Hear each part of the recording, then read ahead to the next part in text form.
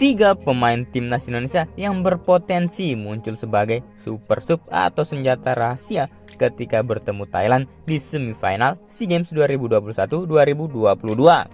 Sebelum lanjut ke berita, bagi yang belum like, komen, dan subscribe, silahkan subscribe terlebih dahulu untuk mendukung channel ini. Timnas Indonesia U23 akan menghadapi laga yang tidak mudah di semifinal SEA Games 2021. Skuad Garuda dijadwalkan berjumpa dengan Thailand di Stadion Sintrong, Nam Dinh, Kamis 16 Mei 2022 sore waktu Indonesia bagian Barat. Selama ini, Thailand sudah menjadi momok timnas Indonesia saat bersaing di Piala AFF. Tim Gajah Perang sudah mengoleksi 6 gelar, sedangkan timnas Indonesia belum sekalipun meraih trofi tersebut. Di SEA Games, hampir sama, Thailand juga mengoleksi 16 medali emas cabur sepak bola dalam pesta olahraga Asia Tenggara itu. Bandingkan saja timnas Indonesia yang baru meraih 2 emas pada tahun 1987 dan 1991. Masih dimainkan oleh tim senior. Sejak SEA Games 2001, cabur sepak bola mewajibkan peserta menurunkan tim U23 dan timnas Indonesia pun belum pernah meraih emas.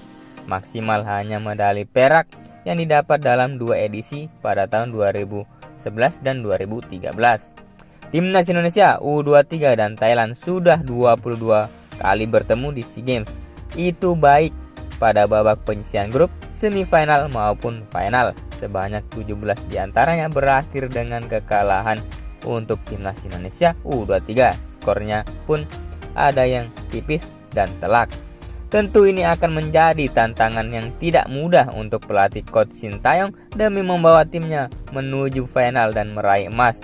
Tapi kekuatan timnas Indonesia U23 pun sebenarnya cukup apik untuk memetik kemenangan.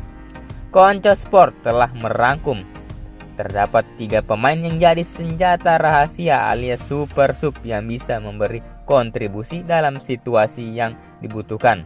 Simak ulasan video berikut ini. Yang pertama ada Marcelino Ferdinand. Sudah menjadi rahasia umum bahwa pemain milik Persebaya Surabaya ini memiliki talenta yang kemampuan yang cemerlang di lini tengah.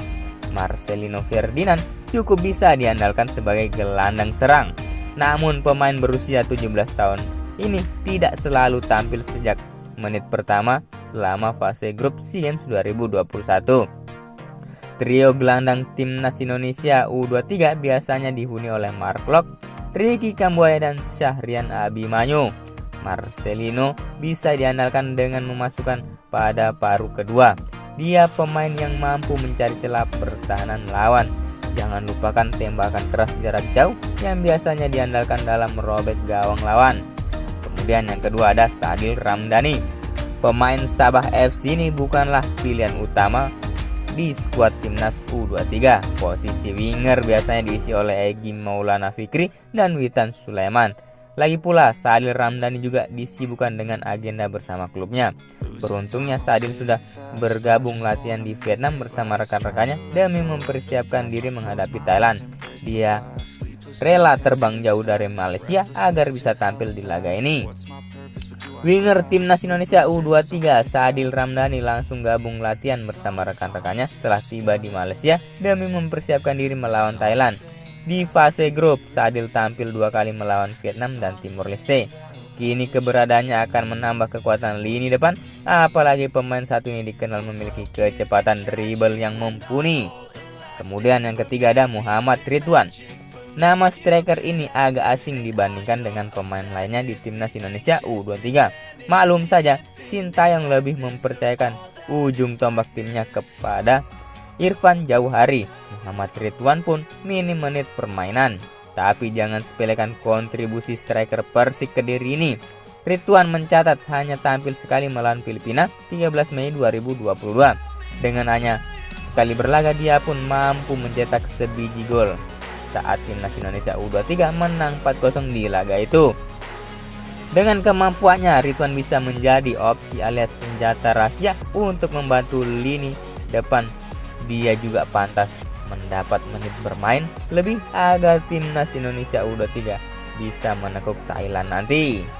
Bagaimana pendapat kalian Konco Lovers? Terima kasih sudah menonton video ini. Salam olahraga.